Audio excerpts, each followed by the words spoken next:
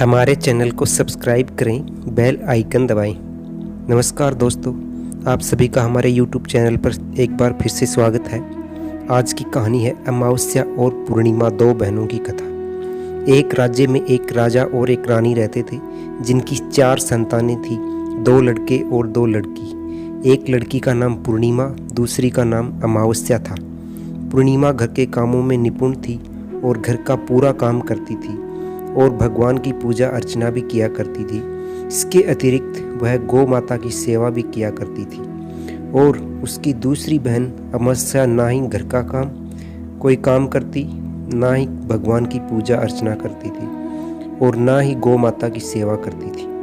पूर्णिमा सर्वगुण संपन्न थी, फिर भी राजा और रानी अपने दोनों बेटों तथा पुत्री अमावस्या को ही प्यार किया करते थे और वह पूर्णिमा से प्यार नहीं करते थे, उसके साथ भेदभाव करते थे।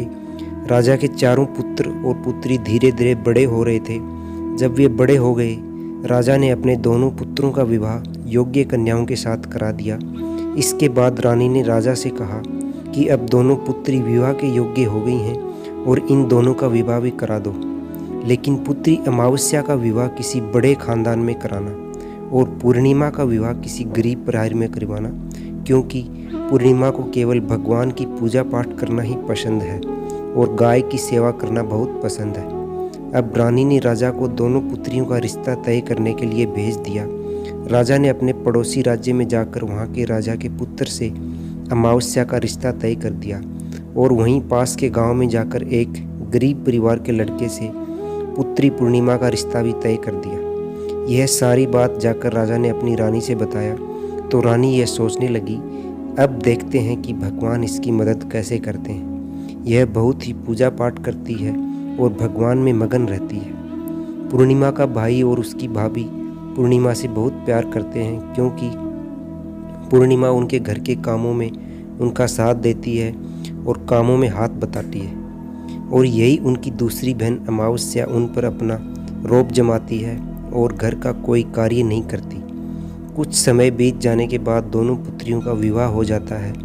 राजा और रानी की विवाह के बाद अपनी दोनों पुत्रियों को विदाई देते हैं। विदाई देते समय राजा और रानी पुत्री अमावस्या को बहुत सारा धन और दौलत देकर विदा करते हैं और पूर्णिमा को भी कुछ भी नहीं देते, खाली हाथ अपने घर से विदा करते हैं। इसके बाद दोनों बहनें अपने अपने ससुराल को चली जाती हैं। कुछ दिन बीत जाते हैं और एक दिन अमावस्या अपने घर पर भगवान शिव जी की कथा रखती हैं, जिसमें वह सभी गांव वालों को निमंत्रण देती है और अपनी बहन पूर्णिमा को नहीं बुलाती। जब गांव की सभी औरतें अमावस्या के यहाँ जाती हैं तो यहाँ सब दृश्य पूर्णिमा को अपने घर के दरवाजे के बाहर बैठकर देख रही होती है। तब वहाँ से गुजरी औरतें पूर्णिमा से कहती हैं कि तुम्हारी बहन के यहाँ शिव जी की कथा रखी है, क्या तुम नहीं चलोगी? पूर्णिमा ने कहा, मुझे निमंत्रण नहीं आया है, मैं नहीं जा सकती। सभी गांव की औरतों ने पूर्णिमा से कहा, बुलाया नहीं तो क्या हुआ, भगवान शिव की कथा है, तुम हमारे साथ चलो। गांव की सभी औरतों की बात मानकर पूर्णिमा उनके साथ भगवान शिव की कथा में अमावस्या के घर चली जाती है। जब अमावस्या की नज़र पूर्णिमा पर पड़ती है तो वहाँ कहती है कि तुम यहाँ कैसे चली आई, मैंने तो तुम्हें बुलाया नहीं था। खैर कोई बात नहीं, अब तुम आ ही गई हो तो चुपचाप बैठी रहना। और यह कहते हुए अमावस्या में पूर्णिमा की गरीबी का भी मजाक उड़ाया। पूर्णिमा की आंखों में आंसू आ गए और रोते रोते मन ही मन में पूर्णिमा भगवान शिव से विनती करती है, हे भगवान, क्या पूजा पाठ करना गलत है? गौ माता की सेवा करना गलत है? आखिर मेरी गलती क्या है? आप मुझ पर अपनी कृपा दृष्टि कब बनाएंगे? पूर्णिमा बार बार भगवान शिव से यही कहती रहती। इतने में शिव कथा पूरी हो जाती है और अमावस्या भगवान का प्रसाद बांटने लगती है। वह सभी लोगों को प्रसाद देती है, लेकिन पूर्णिमा को वहाँ प्रसाद नहीं देती। पूर्णिमा बिना प्रसाद के ही अपने घर लौट जाती है। रास्ते में वहाँ सोचते हुए चलती है कि यदि बच्चे उससे कथा का प्रसाद मांगेंगे तो वह उन्हें क्या जवाब देगी।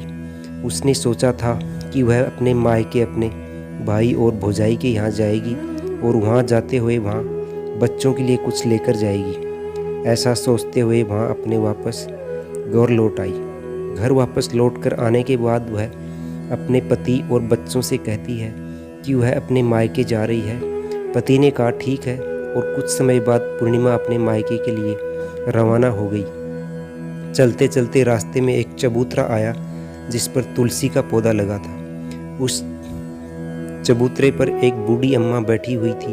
वह कोई और नहीं, साक्षात तुलसी माता थी। उस बूढ़ी माता ने पूर्णिमा से कहा, बिटिया तुम कौन हो और कहाँ जा रही हो? पूर्णिमा अपना परिचय देती है। परिचय देने के बाद बूढ़ी औरत ने पूर्णिमा से कहा, यहाँ तुलसी का पौधा सूख रहा है, इसमें थोड़ा सा पानी डाल दो और इस चबूतरे की साफ सफाई कर दो, जिससे मुझे थोड़ी ठंडक मिलेगी। पूर्णिमा ने कहा कि ठीक है माँ, मैं तुलसी में पानी डाल देती हूँ और यहाँ की साफ सफाई भी कर देती हूँ। पूर्णिमा ने साफ सफाई करने के बाद बूढ़ी अम्मा को भी नहला दिया और बूढ़ी अम्मा की भी सेवा की, उनके पैर दबाए और बूढ़ी अम्मा से कहा, माँ जी और बताइए मैं आपकी क्या सेवा करूँ, और कोई काम है तो बता दीजिए, मैं कर दूँगी। बूढ़ी अम्मा ने कहा, कुछ नहीं, अब तुम जाओ और वापस आते समय मुझसे मिलते हुए जाना। पूर्णिमा ने बूढ़ी अम्मा से कहा, ठीक है माता जी, मैं जाती हूँ, वापस आते वक्त आपसे मिलते हुए जाऊँगी। कुछ समय आगे निकलने के बाद एक शिव मंदिर आया। वहाँ पर उसे एक बूढ़े बाबा मिले जो मंदिर के बाहर बैठे हुए थे। वह कोई और नहीं, साक्षात भोलेनाथ थे। उन्होंने पूर्णिमा से कहा, कहाँ जा रही हो बेटी, तुम कौन हो? तब पूर्णिमा ने अपना परिचय दिया। फिर उस बूढ़े बाबा ने पूर्णिमा से कहा, इस चबूतरे की और इस मंदिर की सफाई कर दो। तब पूर्णिमा ने मंदिर और चबूतरे की साफ सफाई कर दी और वहाँ बैठकर पूजा पाठ अर्चना भी की। और साफ सफाई पूजा अर्चना के बाद उन्होंने बूढ़े बाबा को भी नहला दिया और उनसे कहा कि बाबा और कोई काम हो तो बताइए।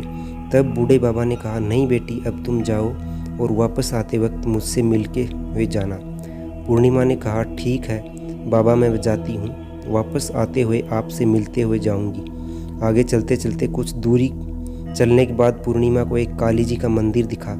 वहाँ भी एक बूढ़ी अम्मा चबूतरे पर बैठी हुई थी। उस बूढ़ी औरत ने भी पूर्णिमा से कहा कि बेटी तुम कौन हो और कहाँ जा रही हो? तब पूर्णिमा ने उस बूढ़ी औरत को भी अपना परिचय दिया। बूढ़ी औरत ने पूर्णिमा से कहा कि यहाँ पर सभी पूजा पाठ करने के लिए आते हैं, लेकिन मंदिर की साफ सफाई करने के लिए कोई नहीं आता, इसलिए तुम मंदिर की और चबूतरे की साफ सफाई कर दो। पूर्णिमा ने कहा, ठीक है माता जी। और पूर्णिमा मंदिर की और चबूतरे की साफ सफाई कर देती हैं और पूजा पाठ भी करती हैं और माता जी का श्रृंगार कर देती हैं और उस बूढ़ी अम्मा को भी नहला देती हैं और बूढ़ी अम्मा के पैर दबाती हैं और कहती हैं कि सभी काम हो गया माँ जी, और कोई काम हो तो बताइए। बूढ़ी अम्मा कहती हैं कि नहीं बेटी, अब तुम जाओ, लेकिन वापस आते वक्त मुझसे मिलते हुए जाना। पूर्णिमा कहती है ठीक है, और वह आगे चली जाती है। चलते चलते एक नदी आती है। वहाँ भी एक बूढ़ी अम्मा बैठी रहती है और वहाँ कहती है कि बेटी तुम कौन हो और कहाँ से आई हो? तो पूर्णिमा उससे अपना परिचय देती हैं। बूढ़ी औरत पूर्णिमा से कहती हैं कि नदी पर स्नान करने तो यहाँ सब आते हैं, लेकिन यहाँ की साफ़ सफाई कोई नहीं करता, इसलिए तुम इस किनारे पर साफ़ सफाई कर दो। पूर्णिमा कहती है ठीक है माँ जी, और वहाँ की साफ़ सफाई कर देती है और उस बूढ़ी अम्मा के पैर दबा दिए और कहती है माँ जी कोई और काम हो तो बताइए। बूढ़ी औरत कहती है कि कुछ नहीं बेटी, तुम जाओ, लेकिन वापस आते वक्त मुझसे मिलते हुए जाना। और वहाँ नाव में बैठकर नदी के दूसरे किनारे पहुँच जाती है और वहाँ अपने मायके के घर पहुँच जाती है। वहाँ पर पूर्णिमा के भाई और भाभी उसे देखकर बहुत खुश होते हैं और पूर्णिमा की बहुत खातिरदारी करते हैं और उससे बहुत सारी बातें करते हैं और कहते हैं कि बच्चों को भी साथ में लेकर आती तो बहुत अच्छा होता।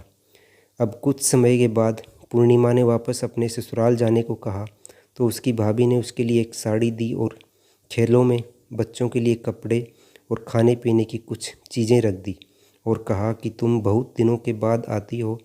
और पूर्णिमा की भाभी ने यह थैला पूर्णिमा के हाथ में दे दिया और कहा कि जाओ और जल्दी वापस आना। इसके बाद पूर्णिमा वहाँ से अपने बच्चों को ससुराल के लेके रवाना हो गई और उसी की नदी के किनारे पहुँची और नाव में बैठकर दूसरे किनारे पर उतर गई। वहाँ पर उतरने के बाद वहाँ पर उसे वही बूढ़ी अम्मा मिली जो साक्षात गंगा मैया थी। उस बूढ़ी अम्मा ने पूर्णिमा को एक फल दिया और कहा कि इसे तुम अपने घर जाकर ही खोलना। अब पूर्णिमा के पास बहुत पहले हो गए थे। उन्हें लेकर पूर्णिमा वहाँ से रवाना हुई। आगे कुछ दूर चलने पर माँ काली का मंदिर आया वहाँ पर काली माँ बूढ़ी माँ के रूप में विराजमान थी। उसने कहा, आ गई बेटी पूर्णिमा। पूर्णिमा ने कहा, हाँ माँ जी मैं आ गई। तो काली माँ ने उसे एक थैला दिया और कहा, तुम यह थैला अपने घर जाकर खोलना। अब पूर्णिमा के पास 3 थैले हो गए थे। दोस्तों, कहानी यहीं समाप्त होती है। बाकी की कहानी अगले वीडियो में। चैनल को लाइक करें, शेयर करें, सब्सक्राइब करें, बेल आइकन दबाएं। धन्यवाद।